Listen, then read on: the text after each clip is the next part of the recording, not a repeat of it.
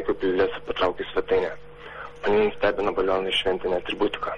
Tada suvokiau, kad buvo mano vienas metas sesers Gretos gimtadienis. Man 26 ir aš nieko nedirbu. Tada iki dažniausiai aš praleidžiu laiko namuose. Aš atsisėdau su dėčinė dubinė ir kurį laiko žiūrėjau animaciją per TV3. Buvo apie 14:30, kai mano motina grįžo namo. Adrianai, ateik padėk man nešti maišus į rėkę. Aš nusileidau, nes jį tik dar labiau pistovom protą.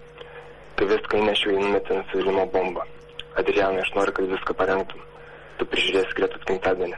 Bet mama, aš suzyziau. Jokių bet, jį pasakė, einu prigulti. Ji buvo gana tingi pykda, netgi kaip nešė moteris. Aš sėdau katafalką ir nuvažiavau į mokyklą. Greta stovėjo lauke su 5 draugais.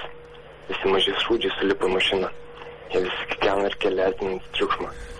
Ir tu kartais nesi Gretos gėjus brolis, vienas nusiekė. Visi vaikai sukikena. Haha. Mėly draugai, tai dienoraštis.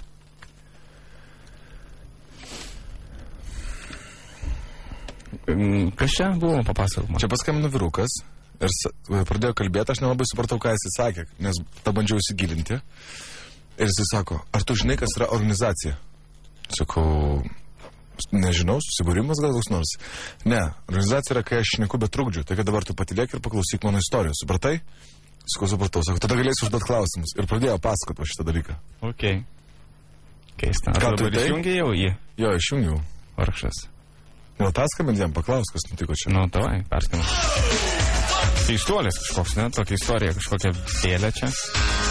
Sako žodį, kant, taip.